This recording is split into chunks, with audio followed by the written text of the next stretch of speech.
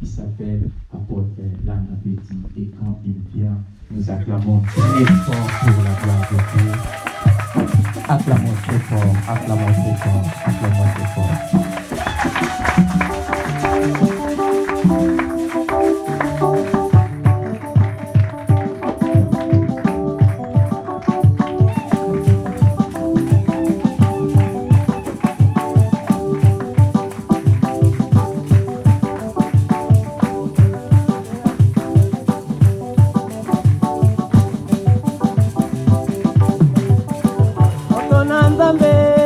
liloba na nzambe kokabola yango te o tea tea tea tea papa apotre panza liloba na nzambe kokabola yango te o tea tea tea tea o bolinga bolinga te o nzambe na biso e bolinga bolinga te oyo ya biso e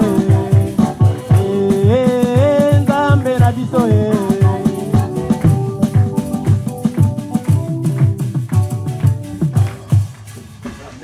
Amen. Merci, vous pouvez reprendre vos places. Je commence par dire merci à notre Dieu qui a permis que nous puissions être avec vous dans ce culte. Que Dieu soit loué. Amen. La Bible déclare que là où 2 ou 3 sont réunis à son nom, il est au milieu d'eux. Nous croyons en sa parole. Il est avec nous. Et deuxièmement, je vais dire merci à l'homme de Dieu, le pasteur Guilain, pour cette invitation. C'est quelque part aussi une marque de confiance envers nous, moi et mon épouse. Que Dieu bénisse Papa Guilain et toute sa famille au nom de Jésus. Que Dieu bénisse son épouse. Alléluia. Et leur fille, son épouse Jennifer, et leur fille, que Dieu le bénisse. Alléluia. Que Dieu bénisse tous ceux qui travaillent dans cette église et que le Seigneur vous bénisse, vous aussi, membres de cette église. Alléluia. Vous savez, les membres de l'église sont très importants. Être membre dans une église, c'est une bénédiction. Nous prêchons la parole parce que vous êtes là, n'est-ce pas? Si vous n'étiez pas là, je n'allais pas me mettre pour prêcher. Et je prêche parce que vous êtes là et vous êtes très important pour l'Éternel. Amen. Alors, il m'a été donné de partager ce thème intitulé « L'impact de la croix ». L'impact de la croix. Bien-aimés dans le Seigneur, je vais commencer par dire que la croix, c'est la base de notre croyance. La croix, c'est la base de notre salut. Sans la croix, on n'allait pas être sauvés. Nous sommes sauvés à cause de la croix. Nous sommes sauvés parce que quelqu'un a accepté de passer par la croix. Et passer par la croix, bien-aimés, c'était une façon pour Dieu de manifester son amour envers nous. Vous savez, la mort de la croix existait avant Jésus. Avant Jésus, il y avait des gens qui mouraient, qui étaient crucifiés par la croix. Crucifiés sur la croix. Et les gens qui étaient avant Jésus, crucifiés sur la croix, étaient les malfaiteurs, étaient les brigands, étaient les voleurs, les bandits. Ils passaient par la croix, c'était une façon de les punir. Alléluia. C'est aussi biblique. C'était une façon de punir les gens qui traumatisaient les autres.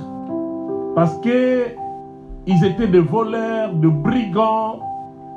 Et quand une telle personne était arrêtée, pour le punir, il faut le faire mourir, le crucifier par la croix. Et dans Deutéronome chapitre 21, versets 22 à 23, est-ce qu'il y a une bonne lectrice dans cette église qui peut nous faire la lecture?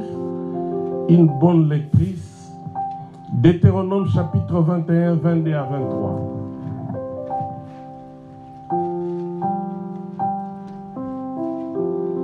Ce passage va nous aider à comprendre d'où est venue la croix. La croix, je disais, a existé avant Jésus. Est-ce que quelqu'un peut nous faire la lecture dans l'assemblée? Merci, merci ma soeur. S'il te plaît. Et si l'on fait mourir un homme Oui. qui a commis un crime et que tu l'aies pendu à un bois, son cadavre ne passera point la nuit sur le bois, mais tu l'enterreras le jour même. Car celui qui est pendu est un objet de malédiction au Éternel. Et tu ne suivras point le pays de l'Éternel, ton Dieu, te donne pour héritage. Amen. Alléluia. Ce verset nous dit, si quelqu'un mène une mauvaise vie, un bandit, un criminel, un malfaiteur, et que cette personne est attrapée, il doit passer par la croix. Mais ça se passait comment avant? Il faut que la personne soit d'abord tuée et après exposée sur la croix. Pour que tous les gens puissent voir que si cette personne est crucifiée, clouée sur la croix, c'est à cause de la vie qu'elle menait. Donc la mort de la croix était la mort réservée aux malfaiteurs, aux criminels, aux bandits, aux voleurs, les gens qui traumatisaient les autres. Après avoir arrêté cette personne, la personne est tuée et après crucifiée. Donc on mettait sur la croix des gens qui étaient déjà morts. On tue d'abord la personne et puis on cloue la personne sur la croix. On l'expose quelque part pour que les gens puissent voir les corps exposés, les cadavres de cette personne, parce que c'était un malfaiteur. Alléluia. Mais il y avait une condition. Il ne faut pas que la personne crucifiée passe toute la nuit sur la croix. Vous crucifiez la personne, mais après un moment, il faut la détacher de la croix pour l'enterrer. La personne ne pouvait pas passer toute la nuit sur la croix. Et Dieu dit à Moïse, si la personne passe toute la nuit sur la croix, vous attirerez la malédiction au milieu du peuple. Car toute personne crucifiée était regardée comme une personne maudite. Et si vous gardez cette personne sur la croix toute la journée ou toute la nuit, la malédiction de cette personne va descendre au milieu du peuple. Et même le pays sera maudit à cause de cette personne crucifiée. Alléluia. Amen. Je ne sais pas si vous avez retenu quelque chose. Dans l'ancien temps, on crucifiait le malfaiteur. Mais on le crucifiait après être mis à mort. Il faut que la personne soit d'abord tuée et après crucifiée. Mais son corps ne pouvait pas passer toute la nuit sur la croix. On crucifiait pour faire voir aux gens, voilà le sort d'une personne qui s'est méconduite. Si vous suivez sa voie, vous allez finir. Et le principal symbole du christianisme, quand nous parlons de la croix c'est le principal symbole du christianisme. Quand nous voyons la croix, nous voyons Jésus. Or, Jésus, c'est lui le maître du christianisme. C'est lui le créateur du christianisme. Quand nous parlons du christianisme, nous voyons Christ. Christ, c'est le Messie. Le un qui devait venir. Le Messie qui devait venir pour nous sauver. C'est lui la Christ. Alléluia. Même quand nous parlons d'un chrétien, nous voyons aussi Christ qui sort dans les mots qu'on nous a collés chrétiens. Vous savez quand est-ce qu'on a appelé les croyants chrétiens? C'était à Antioche, dans Actes chapitre 11, verset 26, où les païens, les gens qui ne priaient pas, quand ils observaient le chrétien, ils ont remarqué que ces gens-là parlaient comme Jésus. Ils agissaient comme Jésus. Ils se comportaient comme Jésus. Et ils ont dit, mais ces gens-là se comportent comme Christ. On peut les appeler chrétiens, parce que nous voyons Christ en les regardant. Le mot chrétien ne vient pas au fait de l'Église. Le mot chrétien vient du monde. Pour appeler les croyants chrétiens, parce qu'ils ont remarqué, en regardant les croyants, c'est comme s'ils revoyaient Jésus qui était déjà mort. Quand on nous appelle chrétiens, nous devons nous comporter comme Christ. Nous devons parler comme Christ. Nous devons agir comme Christ. Chrétien veut dire Christ dans la vie d'une personne. Nous sommes chrétiens parce que nous portons Jésus. Christ en nous. C'est ça être chrétien. Et la croix, c'est le symbole principal du christianisme. Parce que, bien aimé dans le Seigneur, c'est Jésus qui a transformé la croix, qui était jadis un instrument de la malédiction. Je vais expliquer ça après. Mais quand Jésus est passé par la croix, Jésus a changé la croix. La croix qui était réservée aux malfaiteurs. Mais la croix est devenue un instrument de bénédiction, un instrument du salut, un instrument de la gloire. À cause de Jésus. Parce que Jésus a accepté de passer par là. Il y a un verset que je me rappelle qui dit: ayez les sentiments qui étaient en Jésus-Christ, lequel exista en forme de Dieu, n'a pas regardé à arracher le pouvoir de Dieu ou d'être comme Dieu. Il s'est humilié, se rendant obéissant jusqu'à la mort et même jusqu'à la mort de la croix. C'est pourquoi même Dieu l'a souverainement élevé. Et Dieu a donné à son Fils un nom qui est au-dessus de tous les noms. C'est pourquoi au nom de Jésus, tout genou doit fléchir. Et toute langue doit confesser que Jésus-Christ est Seigneur à la gloire du Père. Parce que Jésus s'est humilié. Il a accepté la mort de la croix. Cette mort est réservée aux brigands, aux malfaiteurs, aux voleurs. Mais lui, il a accepté de mourir comme un brigand. Il a accepté de mourir comme un malfaiteur, comme un assassin. C'était pour moi, parce qu'il avait pris ma place. La Bible dit qu'il a existé comme un homme, mais il n'a jamais commis un péché. Mais il a accepté de mourir comme un brigand. Le jour de sa mort, il y avait deux voleurs. Il était entre deux voleurs. Lui, il était au milieu, à gauche un brigand, à droite un brigand. Il a pris ma place. Il a pris notre place. C'est à cause de cette obéissance qu'aujourd'hui nous sommes devenus chrétiens. Aujourd'hui nous sommes sauvés. Parce que Jésus s'est humilié. Quelle grâce. Jésus. Un homme extraordinaire. Les gens ont existé dans ce monde. Vous connaissez des noms. Les noms des philosophes, des ingénieurs, des sages. Mais le nom de Jésus est au-dessus de tous les noms. Aucun nom ne peut être comparé au nom de Jésus. Parce que les autres là ont existé comme des hommes. Ils sont morts, enterrés. Et si vous allez quelque part, vous trouverez leur tombeau. Mais le tombeau de Jésus est vide. Il est le seul qui est allé à la mort. Il a vaincu la mort. Il est ressuscité pour nous sauver. Mais cette mort, il est passé par la croix. Pour faire de la croix un instrument de bénédiction pour nous.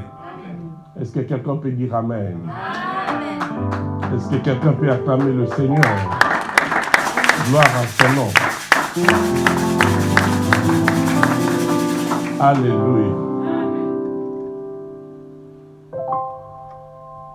La croix est considérée comme l'image du gibet. Quand on parle de gibet, donc je dis l'image du gibet de la crucifixion du Christ. Gibet veut dire tout simplement potence, où l'on exécutait les condamnés à la pendaison. Mais Jésus a accepté de passer par là. C'est là où on crucifiait les gens condamnés à la pendaison, les malfaiteurs, les brigands, comme je l'ai dit tout à l'heure. La croix, un instrument de supplice. La croix est formée de 2 pièces de bois qui se croisent perpendiculairement. Donc la croix, c'est comme ça, il y a une pièce de bois et l'autre qui vient croiser les micros. Voilà la croix. Vous connaissez la croix? Je vous montre la forme de la croix. C'est comme ça. Alléluia. Il y a un bois. La première pièce est un peu plus longue que la deuxième. Supposons qu'il y a 2 micros ici. Et la deuxième pièce se pose comme ça. Et c'est là qu'on crucifie le malfaiteur.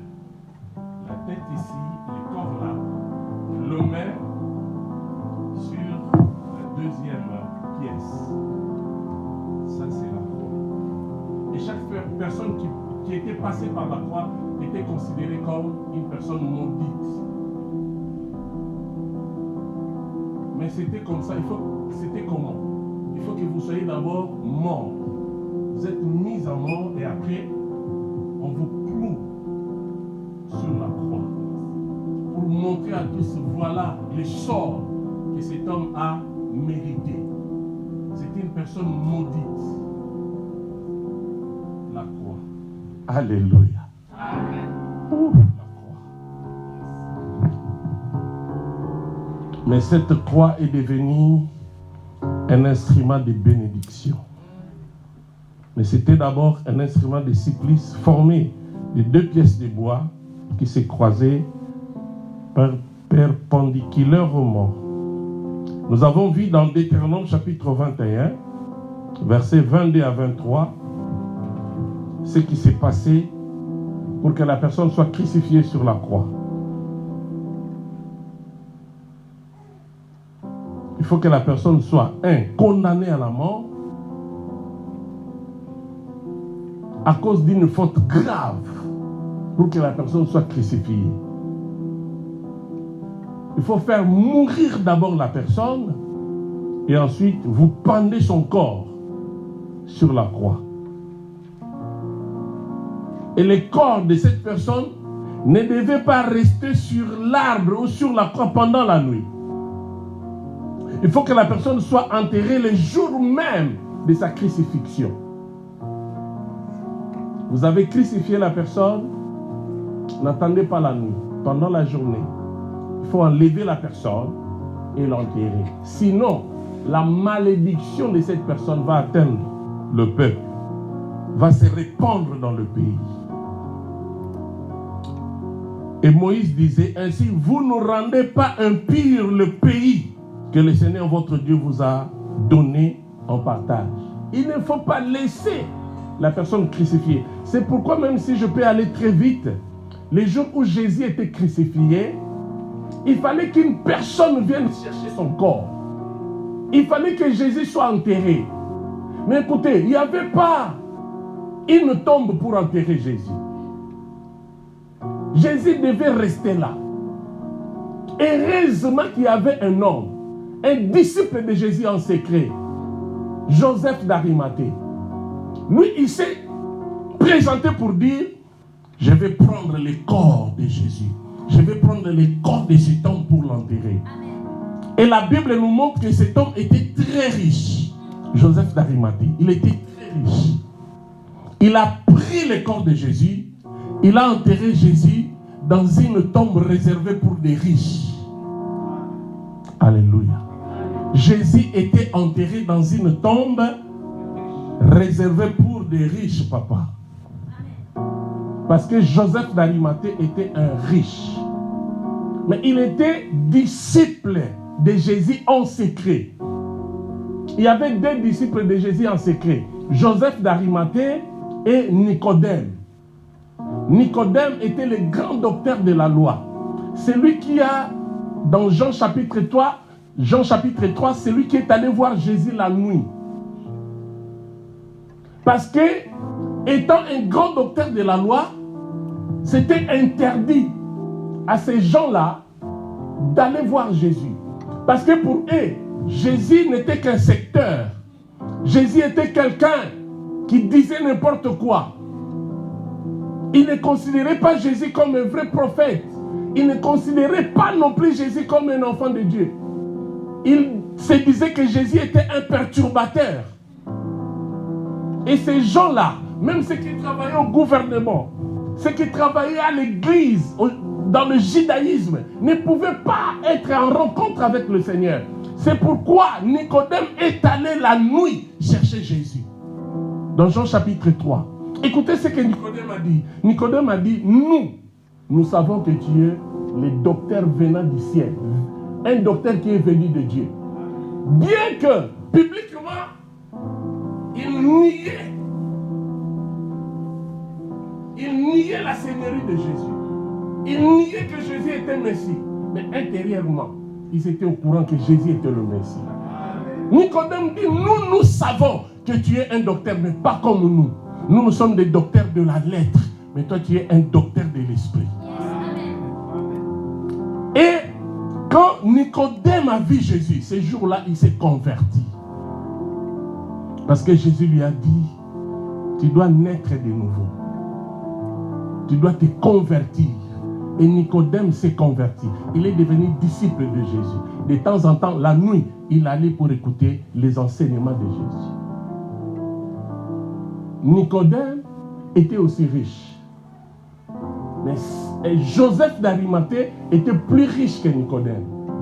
C'est Joseph d'Arimathée qui avait organisé l'enterrement de Jésus. Mais il a travaillé avec Nicodème. Ils ont envoyé les gens pour acheter tout ce qu'ils pouvaient acheter pour l'enterrement, pour embaumer le corps de Jésus. Il était enterré dans un tombeau réservé aux riches. Il y avait des draps des riches. Tout ce qui était là dans l'enterrement de Jésus était des choses réservées aux riches. Parce que c'est le Fils de Dieu. Alléluia. Il n'était pas malfaiteur. L'un des malfaiteurs crucifié avec le Seigneur, il a dit, si tu es le Fils de Dieu, sauve-toi toi-même et sauve-nous. Mais l'autre a répliqué son ami en disant, nous méritons ce que nous subissons maintenant. Mais lui, il est innocent. Il ne mérite pas ça. Et il dit à Jésus, souviens-toi de moi. Jésus dira à cet homme, aujourd'hui même, tu seras avec moi où? Au paradis. Parce que Jésus a le pouvoir de faire entrer quelqu'un au paradis. Ce n'est pas un prophète de ce monde, mais Jésus, parce que lui, il est Dieu. Il est le Fils de Dieu. Nous sommes heureux d'être dans le christianisme. Nous sommes heureux d'avoir Jésus comme Seigneur. Il y a un verset dans la Bible qui dit que nous sommes dans le véritable en Jésus. Parce que c'est lui le véritable Dieu. Amen. Jésus est Dieu. Alléluia. Est-ce que quelqu'un peut dire un bon amen? Amen. Est-ce qu'on peut acclamer le Seigneur? Gloire à son nom. Alléluia. Amen. L'impact de la croix. Quand on parle de l'impact, on parle de l'impact quand on lance un missile et le missile s'abat quelque part, soit dans un immeuble ou quelque part, dans un pays ou dans une voiture. Et les conséquences que des missiles lancés vont laisser, c'est cela qu'on appelle impact. Et supposons que le missile est tombé ici. Il y aura des dégâts. Et ces dégâts-là, c'est ce qu'on appelle impact. Conséquences. Donc c'est pour prouver que quelque chose s'est passé par là. Quand on parle de l'impact de la foi, on voit les conséquences de la croix. Les conséquences que nous recevons après que Jésus soit crucifié sur la croix. Parce qu'il y a des voleurs qui sont passés par là, des brigands, il n'y avait pas d'impact. Mais quand Jésus est passé par la croix, il y a eu des impacts. L'impact, c'est effet produit par quelque chose. Impact, c'est l'influence qui se manifeste. Et la croix a de l'impact depuis le jour où Jésus est passé par là. L'impact de la croix, c'est le salut que nous avons aujourd'hui. Si Jésus n'était pas passé par la croix, chaque personne décédée ne pouvait pas être représentée par la croix. Mais aujourd'hui, chaque personne décédée est représentée par la croix. C'est à cause de Jésus. Vous décédez, on vous enterre, on place une croix avec votre nom, votre date de naissance, à cause de Jésus. Alléluia. Jésus est mystérieux. Il a vécu comme un homme. Les gens de sa nation l'ignoraient. Mais quand il est passé par la croix, même les soldats ont dit, assurément, cet homme était fils de Dieu. Même les soldats ont reconnu que Jésus était le fils de Dieu. C'est important d'être un enfant de Dieu. C'est très très important d'être chrétien. Je suis dans la joie de ce qu'un jour j'ai rencontré le Seigneur, je suis devenu chrétien. C'est la plus grande chose qui est arrivée dans ma vie. Connaître Jésus-Christ, la rencontre avec le Seigneur, c'est la plus grande chose. Amen. Alléluia.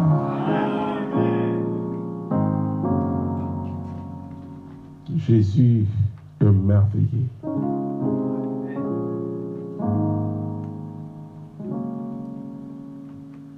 Donc, je disais que selon le passage qu'on a vu de Deutéronome chapitre 21, versets 22 à 23, selon ce que Dieu avait ordonné à Moïse, la mise à mort devait précéder l'exposition sur la croix. Il faut d'abord faire mourir la personne et après placer son corps sur la croix. Mais après cela, après quelque temps, cela a été inversé. Au point que l'exposition sur le bois devient le moyen de la mort. C'est pourquoi quand Jésus était crucifié, avant d'être crucifié, il a été frappé sévèrement. Jésus a été frappé. On l'a maltraité. On l'a fait porter la croix. La croix que Jésus avait portée, ce n'est pas la petite croix. Une croix qui était plus grande en taille, en largeur que le corps de Jésus. Parce que le corps devait se trouver sur la croix. Donc si moi je mesure 1m80, il faut que ma croix soit plus que ça. Il faut que la tête soit sur la croix, mes pieds soient aussi sur la croix. Donc ma croix doit peut-être faire 2 mètres. 2 mètres sur 1m50 peut-être. Et c'est cet instrument que Jésus a porté. Jésus n'était pas costaud. Alléluia. Amen. Jésus avait les tailles de mannequin. Alléluia. Amen. Mais on lui a fait porter un instrument qui pesait même plus que lui. C'est pourquoi de temps en temps, en portant la croix, il tombait. Il n'avait pas la force. Et à part ça, il était déjà frappé toute la nuit. Avant qu'on lui impose de porter la croix, il a été frappé toute la nuit. Il a souffert. Il avait du sang partout. La Bible dit on ne pouvait plus reconnaître même son visage. Blessé partout. Il a porté la croix. Il tombait On lui relevait, tu dois porter la croix. Il portait difficilement. Alléluia. Jusqu'à ce qu'un passant qui venait du champ, qui passait, un innocent, qui s'appelait comment? Simon. On a pris Simon pour dire, toi, tu dois aider cette personne à porter la croix. Mais qu'est-ce que Simon avait fait? Simon de Cyrène. Simon a aidé Jésus à porter la croix. Simon a dit, courage, je me mets à ta place, je porte pour toi, mais toi marche. Simon a porté la croix. Simon de Cyrène. Oh, si Simon a aidé Jésus, mais nous avons aussi quelqu'un pour nous aider. Nous avons le Saint-Esprit. Le Saint-Esprit est là pour nous aider dans nos faiblesses, là où nous ne pouvons pas, là où nous pouvons trébucher, là où nous pouvons tomber. Simon est là pour prendre notre charge, pour porter notre souffrance. Alléluia. Jésus. Quand Jésus fut placé sur la croix, il était déjà fatigué. Il avait même soif. Il a dit, j'ai soif. On lui amène quoi? Le vinaigre. Quelqu'un qui veut boire de l'eau, vous lui présentez du vinaigre. Il a goûté, il a dit, ah, avec toutes les blessures. Il ne pouvait pas avaler le vinaigre. Ça lui a fait encore mal parce qu'il était blessé partout. Mais comment on a présenté de l'eau? C'est le vinaigre à mon Seigneur. J'ai le pouvoir de donner ma vie et j'ai le pouvoir de reprendre ma vie. Quand Jésus a vu que c'était le temps, il a dit, Père, je remets mon esprit entre tes mains. C'est comme ça qu'il est mort. Alléluia. Personne ne pouvait mettre fin à la vie de Jésus. Personne ne pouvait le tuer. Il est mort parce qu'il a voulu mourir pour nous sauver. Amen. Personne ne peut prendre ma vie. Je donne ma vie quand je vais.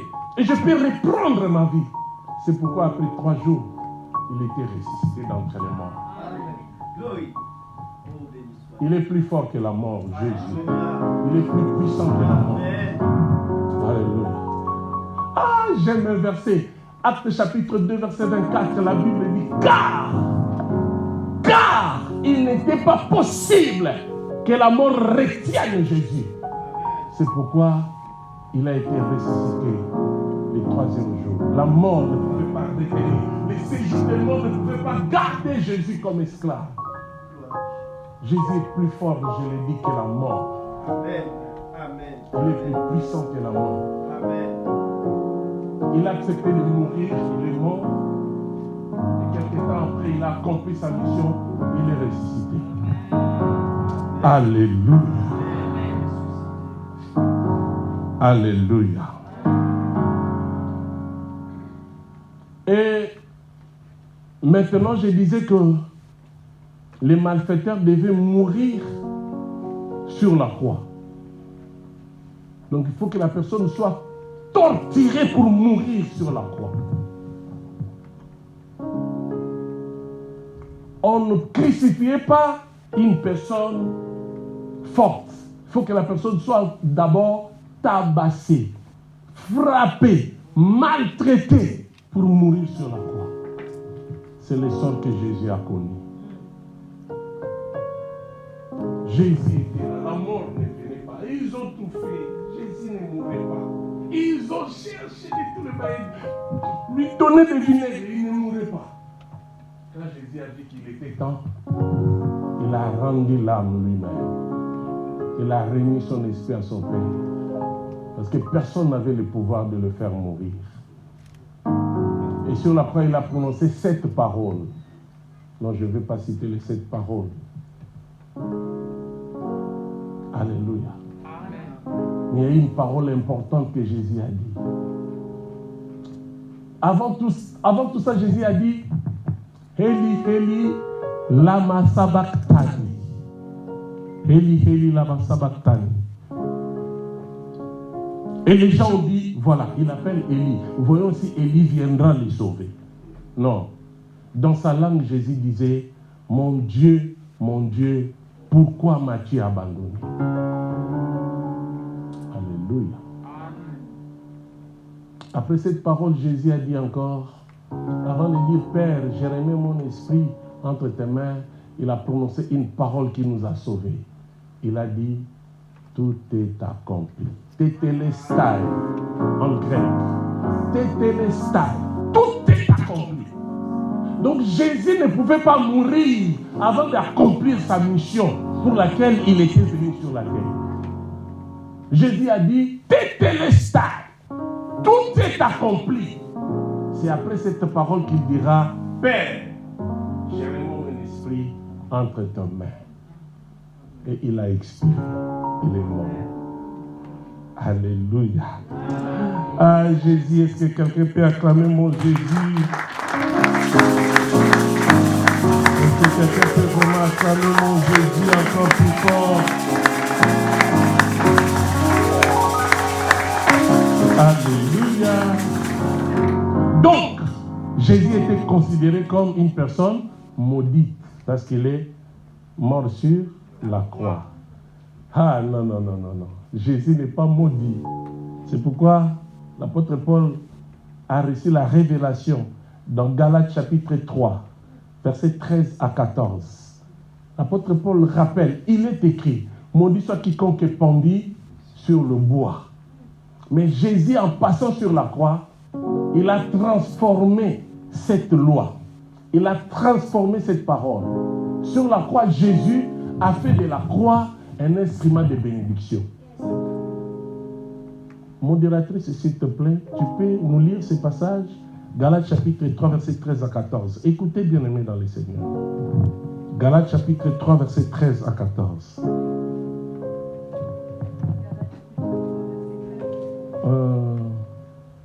Il n'y a pas de protocole, j'ai fait les protocoles moi-même.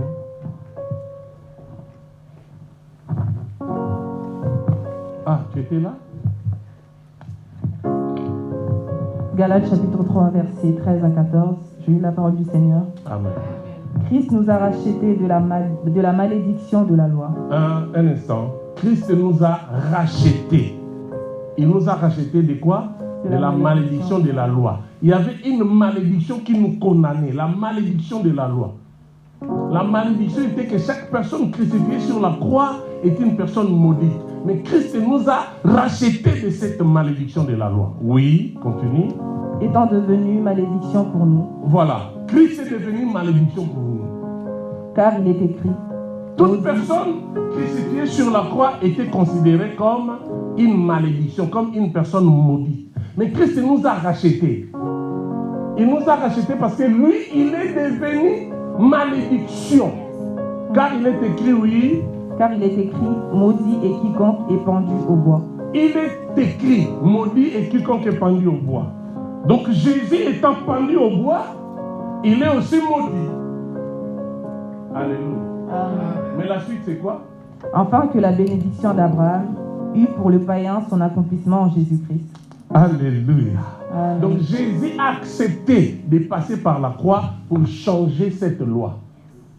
Jésus a fait que la malédiction qui nous a été réservée soit changée en bénédiction. On fait que la bénédiction d'Abraham puisse s'accomplir aussi dans nos vies. La bénédiction d'Abraham était que dans Genèse chapitre 12, versets 1 à 3, je rendrai ton nom grand. Je bénirai ceux qui te béniront. Je maudirai ceux qui te maudiront. À cause de Jésus, nous sommes grands. Nous sommes bénis avec Abraham. Alléluia. C'est pourquoi nous, chrétiens, nous sommes les fils spirituels d'Abraham. Les fils physiques d'Abraham, c'est Israël. Quand Dieu bénissait Abraham, il a dit à Abraham, tes descendants seront nombreux comme les sables de la mer. Ça, c'est Israël. Et un autre jour, il dit, tes descendants seront nombreux comme les étoiles du ciel. Les étoiles du ciel, c'est nous. Alléluia. Chrétiens, nous sommes étoiles du ciel. Israël, sable de la terre. Nous sommes bénis comme les enfants d'Israël. Ne vous y trompez pas. Les grands savants, les ingénieurs, les gens qui font des grandes choses, les grands médecins, ce sont des juifs dans ce monde. Même des grands riches. Si vous examinez ces riches-là, ils sont d'origine juive. Israël est béni. C'est la bénédiction que Dieu avait donnée à Abraham.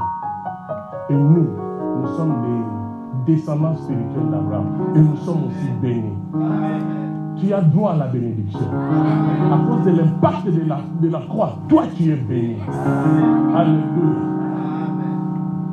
À Paris, tu verras tous les gens qui possèdent des grandes salles, des grandes richesses, c'est souvent les juifs.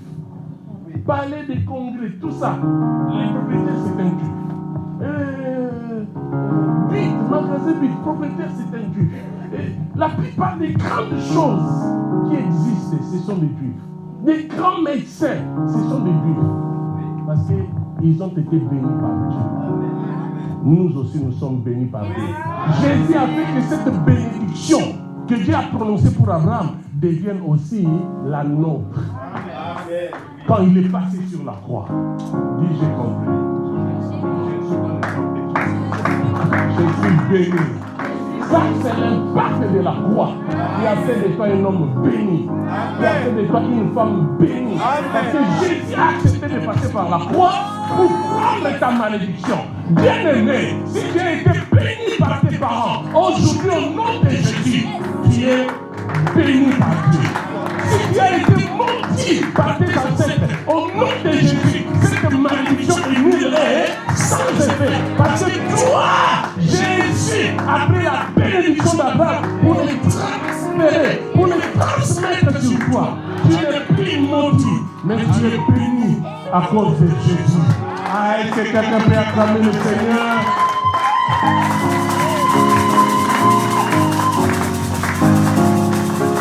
Oui, ma fille modératrice, tu t'appelles comment déjà? Fifi. Oui. Et Fifi, la suite, c'est quoi? Et que nous ressuscitions par la foi l'Esprit qui avait été promis. Parole du Seigneur. Alléluia. Et que, à cause de Jésus, nous recevons même par la foi l'Esprit qui a été promis le jour de la Pentecôte. À cause de la mort de Jésus. Et nous sommes heureux. Dis, je suis heureux. Bon, si tu es, oui, si tu es féminin, dis, je suis heureuse. Au nom de... Voilà les choses que Jésus a fait. Ça, c'est l'impact de la croix. Il est passé par la croix et fait de la croix un instrument de bénédiction. La croix ne plie un instrument de malédiction, mais la croix est devenue un instrument de bénédiction à cause de Jésus. Alléluia. Alors maintenant, nous allons voir qu'est-ce que nous recevons de la croix. Quel est l'impact de la croix dans nos vies? C'est que nous recevons de la croix. Premièrement, par la croix, nous recevons le salut. Parce que nous sommes nés pécheurs à cause de notre père Abraham, Adam. Nous sommes nés. Chaque enfant né dans ce monde est considéré pécheur. Mais dès que nous recevons Jésus, nous naissons de nouveau. Nous recevons la nouvelle naissance. Et nous recevons le salut. Dans Jean chapitre 3, versets 14 à 16, la Bible dit ceci. C'est Jésus qui parle. Jésus dit, comme Moïse, élevant les serpents dans le désert. C'est Moïse qui a élevé les serpents, n'est-ce pas? Vous connaissez l'histoire des serpents de rein?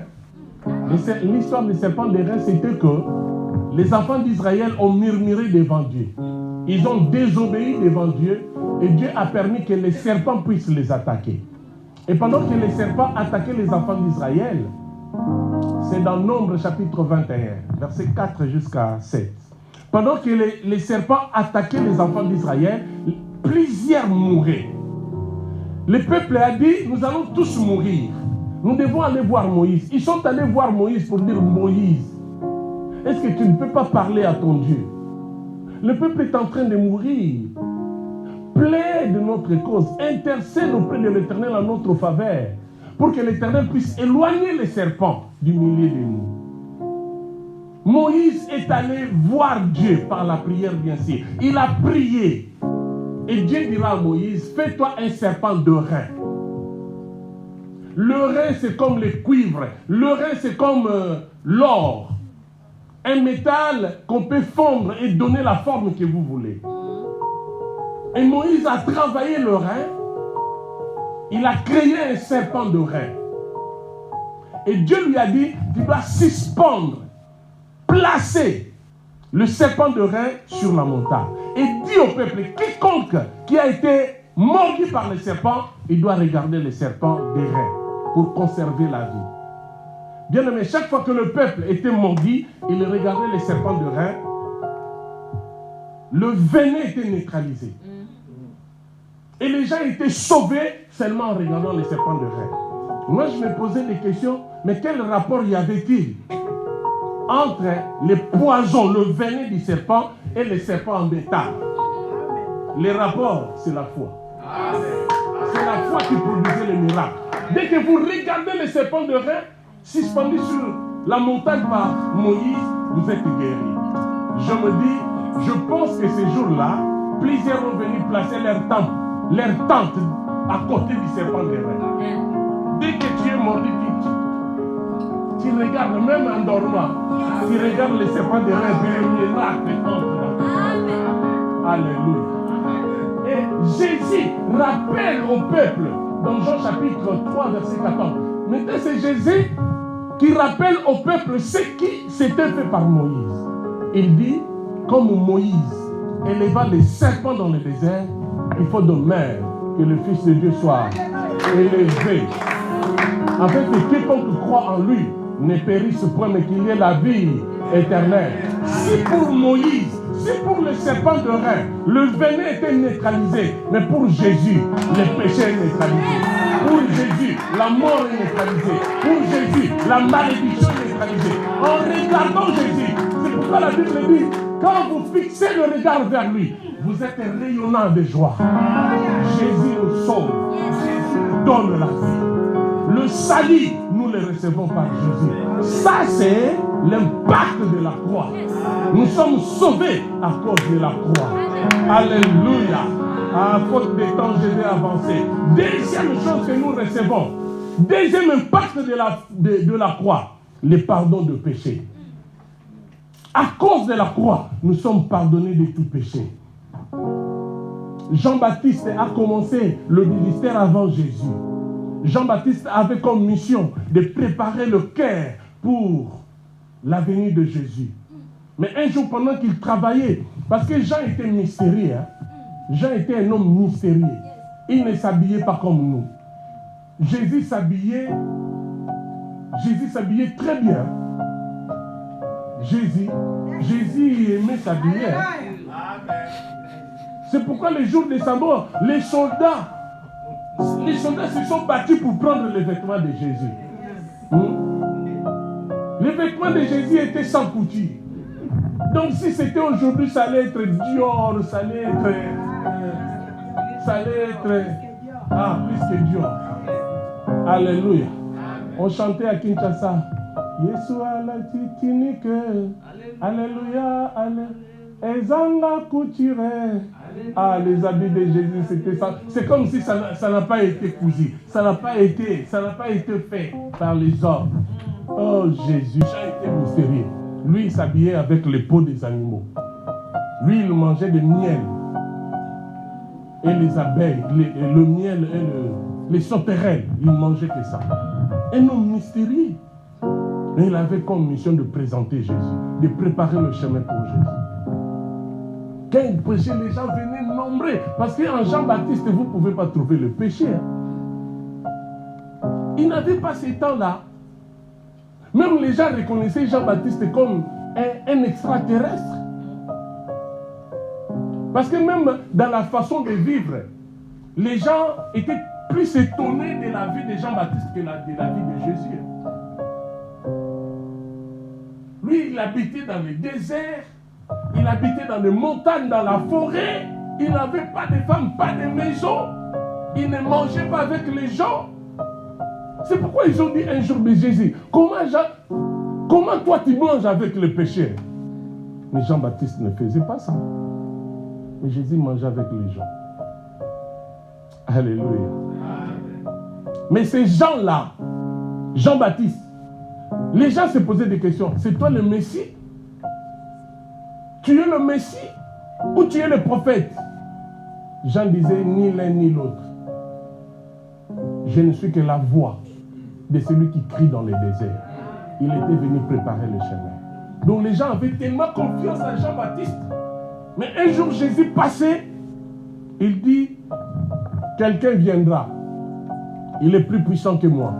Je ne suis pas digne de délier ses sandales. Lui, moi je vous baptise d'eau. Lui, il vous baptisera du Saint-Esprit et de paix. Mais quand Jésus est passé par là, Jean-Baptiste a dit, hey, vous rappelez, je vous parle d'un homme qui est plus puissant que moi. Voici l'agneau de Dieu qui ôte le péché du monde. Jean présente Jésus comme étant l'agneau de Dieu. C'est dans Jean chapitre 1, verset 29. Mais cela s'est accompli par la croix. L'agneau de Dieu qui ôte le péché, mais le jour où il était crucifié, il a ôté nos péchés. Il nous a accordé le pardon. L'impact de la croix, c'est le pardon. Dans 1 Pierre chapitre 2, verset 24, la Bible dit, lui, dans la bouche duquel on n'a pas écouté les mensonges, lui qui n'a pas commis le péché, mais il a pris notre place. Il nous a pardonné. Il nous a pardonné. Par Jésus, nous avons le pardon. Alléluia. Il y a un autre verset qui dit, en lui, nous avons la rédemption et la rémission. Alléluia. C'est Colossiens chapitre 1, verset 13. En Jésus, nous avons la rédemption et la rémission du péché. Donc en Jésus, nous sommes délivrés et en Jésus, nous sommes pardonnés de tout péché. Ces choses se sont accomplies les jours où il a dit, tout est accompli sur la croix. Jésus, il est merveilleux. Troisième chose, troisième impact de la croix, la guérison de toute maladie. Toujours 1 Pierre chapitre 2, verset 24, la Bible dit, c'est par ces meurtrissures que nous avons été guéris. Quand on a frappé Jésus, il y avait le sang qui coulait. Quand on a percé Jésus, il y avait le sang et l'eau. Et c'est par ces meurtrissures, toutes les blessures qu'il avait dans son corps, que nous avons la guérison. Parce qu'ils ont trouvé Jésus.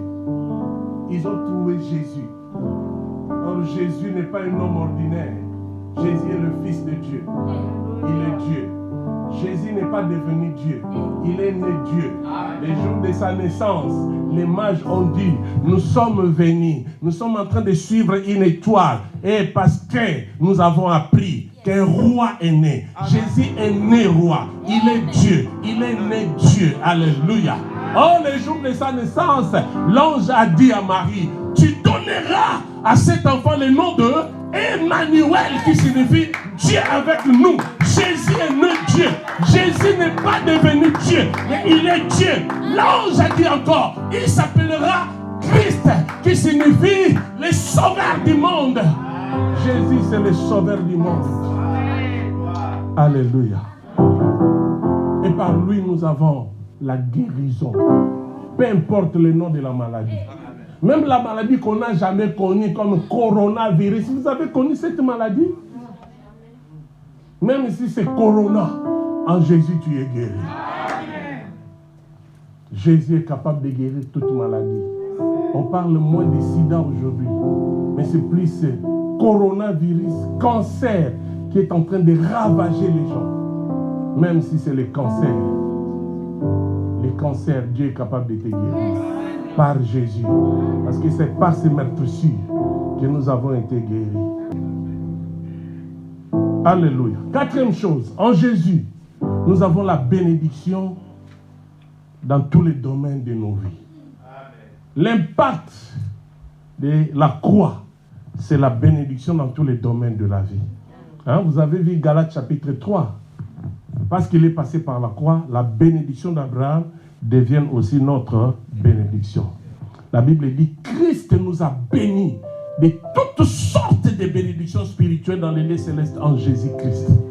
Éphésiens chapitre 1, verset 3. Nous avons été bénis. Éphésiens chapitre 1, verset 3. Nous avons été bénis de toutes sortes de bénédictions spirituelles en Jésus-Christ. Quand il a dit tout est accompli, toutes les bénédictions prévues pour toi sont maintenant libres. C'est à toi de faire pour que ces bénédictions arrivent à toi. Malheureusement, il y a des chrétiens qui sont tellement bénis, mais ne sont pas en mesure de prendre la bénédiction que Dieu a prévue pour eux. Ah, il y a des conteneurs de bénédictions au ciel pour toi. Et tu dois faire un effort. Parce que la Bible dit, nous avons été bénis de toutes sortes de bénédictions spirituelles où? Dans les lieux célestes. Donc pour prendre ta bénédiction, il faut que tu deviennes spirituel. Parce que ta bénédiction est dans les lieux célestes. Et ta bénédiction t'attend dans les lieux célestes.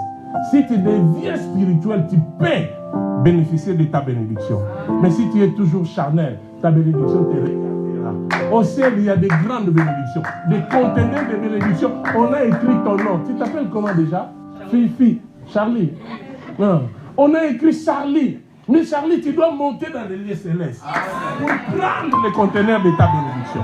Si tu deviens spirituel, tu commences à expérimenter ta bénédiction, Charlie. Tu es très béni tel que tu es là. Mais il faut que tu deviennes aussi spirituel pour que ta bénédiction devienne une réalité dans ta vie. Est-ce que quelqu'un peut dire Amen? Dis-le avec moi, dis je suis béni. Dis-le très fort, je suis béni. Dis je suis puissant. Dis je suis guéri. Dis je suis pardonné. Dis je suis fort. Au nom de... Alléluia. Alléluia. Et la cinquième impact de l'impact de la croix, c'est la délivrance. La délivrance. Colossiens chapitre 2, 14 à 15. Ça, ce sont des choses que Jésus a fait quand il est allé pendant 3 jours. Jésus est allé dans les lieux, dans les séjours de mort. Et quand il est arrivé dans les séjours de mort, il a regardé Fifi. Toi, tu ne vas pas te marier. Il a regardé Charlie. Toi, tu ne vas pas réussir dans ta vie. Il a regardé Langa, moi. Toi, tu seras toujours gaillard 0. Il a regardé nos noms. Il a dit, oh, Langa gaillard 0. Il a effacé ça. La Bible dit, il a effacé l'acte dont les ordonnances nous condamnaient. Nous avons été condamnés à l'échec. Nous avons été condamnés à la maladie. Nous avons été condamnés au célibat. Nous avons été condamnés. Mais Jésus, quand il est allé dans les lieux célestes, dans le séjour de mort, il a effacé l'acte. Ta famille avait dit que toi, tu seras toujours inutile. Toi, tu ne peux pas réussir. Toi, tu ne peux pas aller de l'avant. Toi, tu ne peux pas avoir de diplôme. Toi, tu es inutile. Il a effacé l'acte dont les hommes... Tu as été condamné à la mort. Tu as été condamné à l'échec. Tu as été condamné. Mais Jésus a effacé l'acte dont les ordonnances nous condamnaient et qui subsistait contre nous. Alléluia.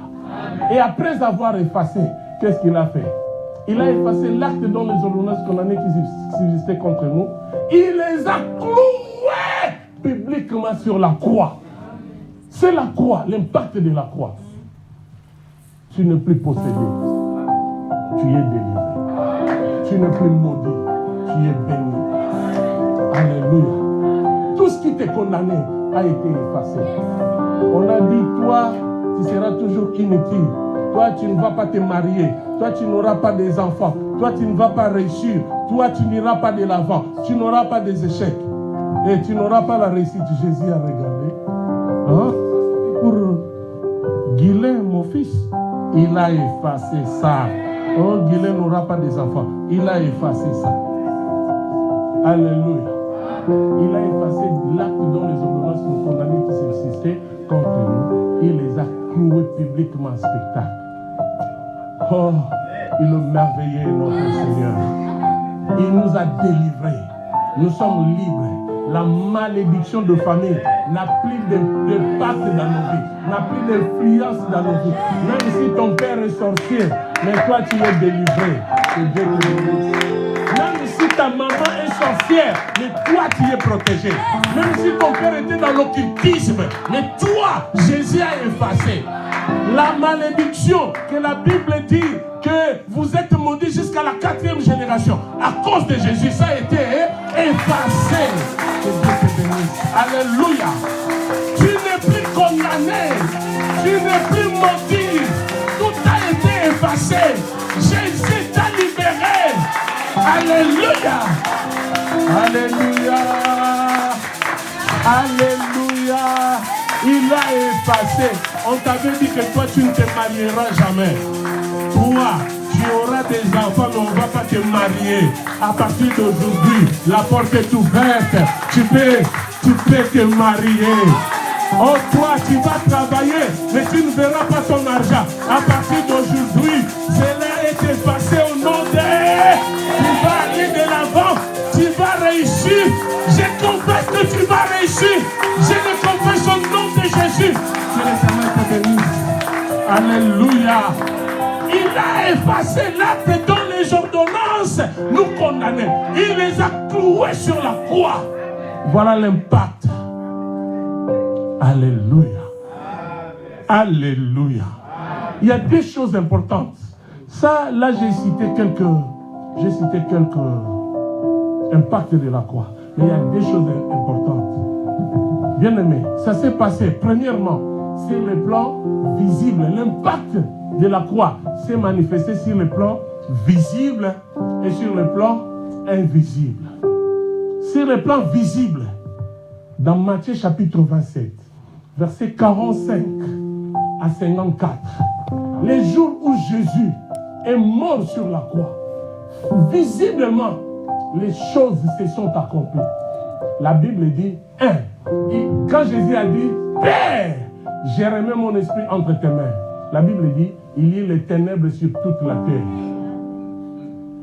De 9h jusqu'à 12h, il y avait les ténèbres. Donc les gens ne voyaient plus rien. Tu veux te déplacer, tu cognes quelqu'un. Oh, tu étais là, oui, oui, oh, mais ça c'est moi. Parce qu'il y avait les ténèbres sur toute la terre. Alléluia. Deuxièmement, la Bible dit, les morts étaient ressuscités. Mais lui, il vient de mourir. Mais les morts sont... la Bible dit, les tombeaux étaient ouverts et les morts en Christ sont sortis.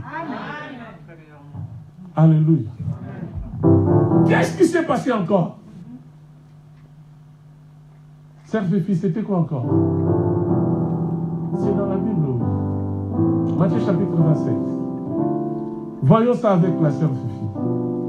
Matthieu 27, 45 à 54.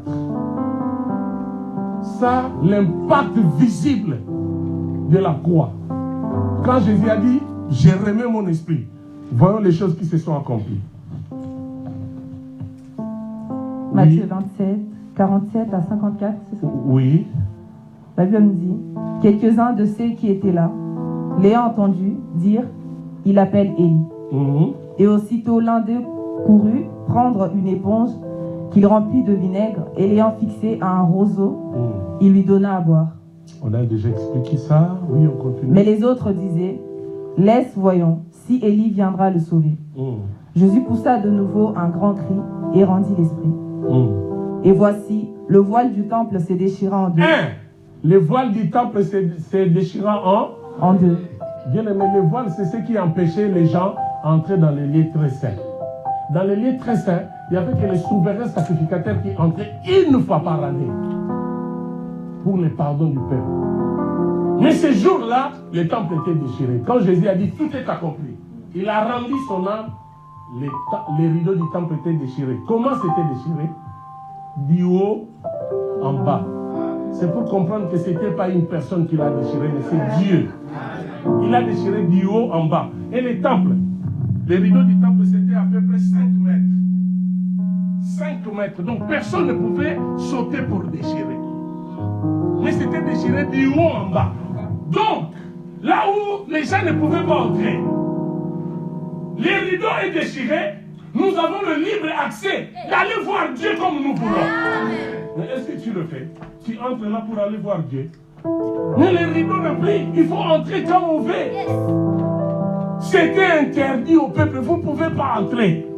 Mais quand Jésus a dit tout est accompli, il a rendu l'âme. Les rideaux déchirés. Visiblement, les gens ont vu. Qu'est-ce qui s'est passé? Non, non. Les rideaux du temple. Depuis que cet homme-là a dit tout est accompli, les rideaux déchirés, le miracle visible, le baptême de la croix.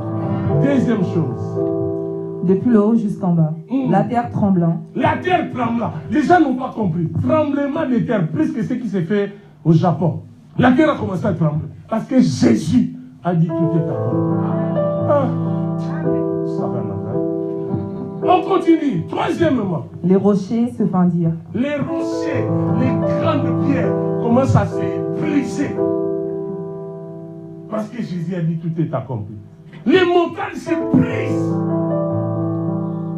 Ils se disent mais c'est quoi? Mais c'est un Dieu qui vient de mourir. Quatrièmement. Les sépulcres s'ouvrirent. Les sépulcres, les tombeaux étaient ouverts. Et puis et plusieurs corps de saints qui étaient morts ressuscitèrent. Les saints qui étaient morts étaient ressuscités. Le jour où Jésus était mort, les saints ressuscités. Ça, c'est l'impact de la croix. On continue, on avance. Étant sortis de ce sépulcre, après la résurrection de Jésus, ils entrèrent dans la ville sainte, apparurent à un grand nombre de personnes. Et tu retrouves ton frère qui était mort. Tu retrouves ta maman. Oh, maman, tu es revenue. Oui, je suis venu. Mais comment tu es sorti, maman? Parce que Jésus a dit tout est accompli. Ah, Jésus. Ah, Jésus. Ah, Jésus. Osala Kamutun Kolo. Alléluia. Tu es vraiment au-dessus de tout. Ah, la suite, ma fille. Le centenier et ceux qui étaient avec lui pour garder Jésus. Les soldats. Ayant vu les tremblements de terre et ceux qui venaient d'arriver. Les centeniers, les soldats disent quoi? Furent saisis d'une grande prière et disent assurément, cet homme était fils de Dieu. Alléluia. Même ceux qui n'ont pas cru en Jésus, les jours de sa mort, ils ont dit, il était un fils de Dieu. Est-ce qu'on peut acclamer pour le Seigneur? Ça c'était visiblement. Ces choses se sont accomplies visiblement. Et sur le plan spirituel, donc il y avait l'impact de la mort de la croix sur le plan visible et sur le plan invisible. Et sur le plan invisible, qu'est-ce qui s'est passé? C'est Colossiens chapitre 2, 14 à 15. Voilà ce qui s'est passé. Mais tu as remis le micro avant, ma fille. Ah. Sur le plan visible, Colossiens 2, 14 à 15. Qu'est-ce qui s'est passé? Sur le plan invisible plutôt. Est-ce que vous avez compris ce qui s'est passé sur le plan visible, n'est-ce pas? Voyons maintenant sur le plan invisible. Colossiens 2, 14 à 15. Il a effacé l'acte dont les ordonnances nous condamnaient. Ça, j'avais déjà expliqué, oui. Et qui subsistait contre nous. Et il a détruit en le clouant à la croix. À la croix. 15. Il a dépouillé les dominations et les autorités et les a livrées publiquement au spectacle en triomphant d'elles sur la croix. Alléluia. Après avoir effacé que Néhémie ne pouvait pas avoir d'enfant, toi tu ne pouvais pas trouver un bon travail, toi tu ne pouvais pas te marier, toi tu seras gaillard zéro, toi tu n'auras pas de diplôme. Il a effacé et il a suivi les gens qui nous ont fait du mal. Il a dépouillé les dominations et les autorités. Est-ce que vous comprenez? Les dominations et les autorités, ce sont les démons. Les démons qui nous troublent, qui nous tourmentent, les esprits méchants. Il les a dépouillés. Vous savez, dépouiller, c'est enlever ce qui fait la force d'une personne. Donc si tu étais général, on te dépouille, donc tu n'es plus général. Tu deviens sans grade. Il a dépouillé les dominations et les autorités. Il les a livrés publiquement en spectacle. Il a dit, démon de mari de nuit, viens. Femme de nuit, viens. Démon de pauvreté, viens. Démon de stérilité, viens. Démon de quoi ou de quoi, venez. Il les a dépouillés. Il a enlevé leur force. Il a enlevé leur force. Il a dit maintenant vous allez me suivre. Il les a dépouillés. Il les a rendus publiquement en spectacle. Allez, marchez devant moi. Allez, allez. Jésus a dit, derrière moi, Jésus a dit, Dites gauche-droite. Les démons disaient gauche-droite. Et marchaient. Les démons marchaient. Il les a livrés publiquement en spectacle. Il les a triomphés. Où? La croix. Et nous sommes libres en Jésus. Nous sommes bénis en Jésus. Il ne faut pas avoir peur des sorciers. Il ne faut pas avoir peur des démons. Car ils ont été dépouillés. Ils ont été rendus publiquement spectacle. Ils ont été triomphés sur la croix. Que Dieu vous bénisse. Que Dieu bénisse sa parole. Au nom de Jésus. Amen. Est-ce que ma fille qui est là derrière, tu peux avancer bien? Dieu a besoin de toi, ma fille. Dieu veut changer ta vie. Mets-toi là. Tu as un problème. Tu as un problème. Et dans ces problèmes, Dieu veut te donner la solution. Dieu veut se manifester dans ta vie pour te prouver qu'il est Dieu. Quel que soit le domaine où ces problèmes se manifestent dans ta vie, le problème qui fait que tu ne sois pas très heureuse, Dieu veut te libérer de ce problème. Mets tes mains comme ça. Il y a une puissance de Dieu qui va te saisir. Aujourd'hui, ta vie va changer. Dieu va changer ta vie. Je parle de la solution. Dieu veut te donner la solution. Si c'est dans les domaines du mariage, si ça les donne dans les domaines, quels que soient les domaines, Dieu est capable de te visiter. Au nom de Jésus, sois concentré et attentif. Et la puissance de Dieu qui commence à traverser ton corps. Au nom de Jésus, j'ordonne à tout esprit satanique qui règne dans la vie de cette fille, qui l'empêche d'être heureuse, qui bloque sa vie, d'être neutralisée. Il y a une puissance terrible sur toi. Aujourd'hui, le Seigneur te libère. Aujourd'hui, ta vie commence à changer. Allez, reçois. Reçois ta solution. Reçois ta libération. Reçois ta libération.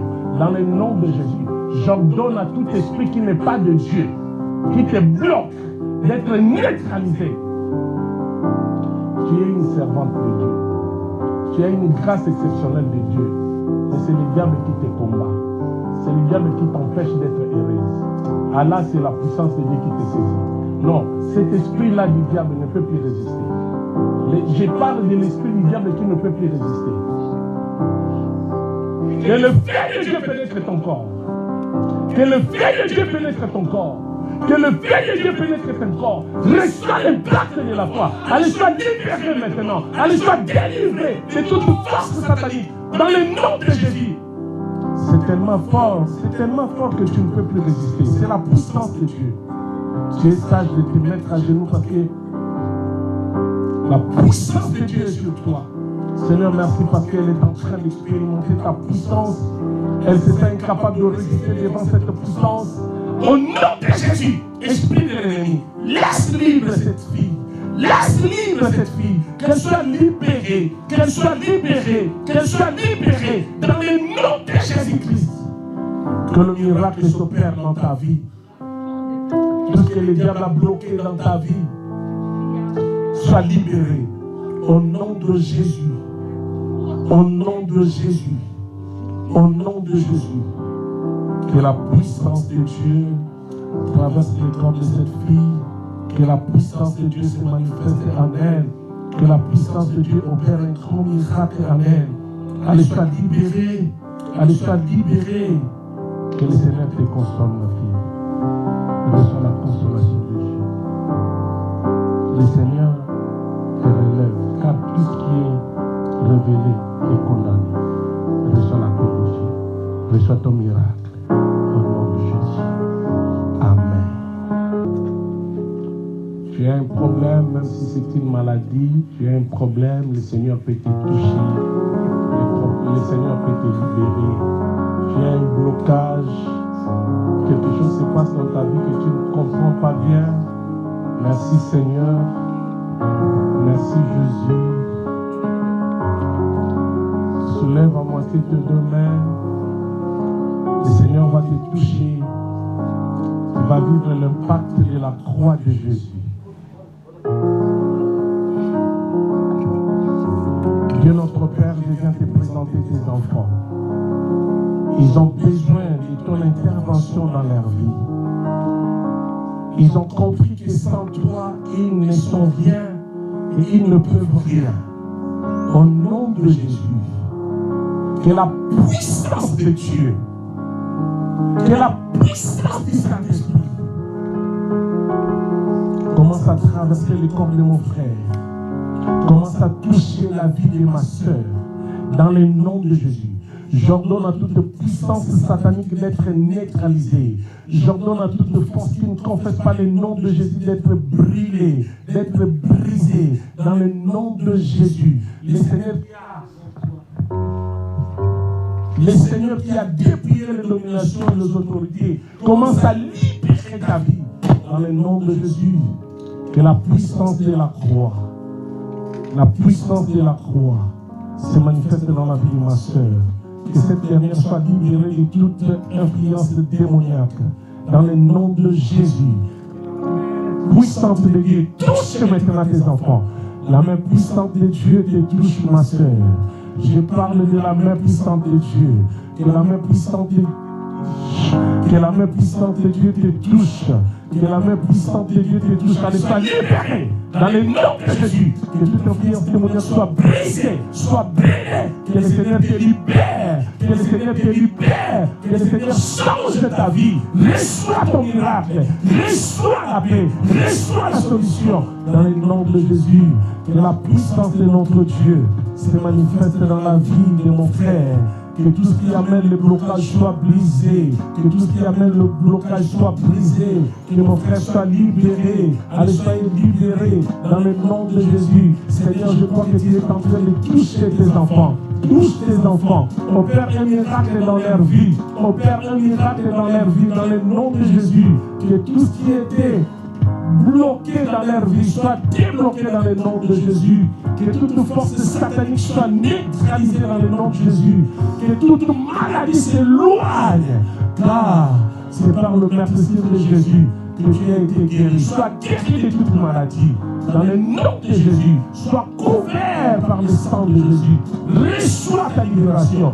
Reçois ta bénédiction. Que tous les liens qui t'empêchaient d'aller de l'avant soient brisés. Que la force satanique qui s'est manifestée dans ta vie soit neutralisée. Que le Seigneur te libère. Allez, sois libéré. Que ta vie soit bénie. Reçois la joie du Saint-Esprit. Reçois la paix. Cette paix que le monde ne peut jamais donner. À partir d'aujourd'hui, tu ne plus la même personne. Le Seigneur a ouvert des grandes portes. Que tu prospères à tous égards. Que tu réussisses dans tout ce que tu vas entreprendre. Sois béni, sois protégé. Dans le nom de Jésus-Christ, notre Seigneur et Sauveur, nous avons aussi prié et nous disons merci Seigneur Jésus-Christ. Amen. Est-ce qu'on peut acclamer le Seigneur?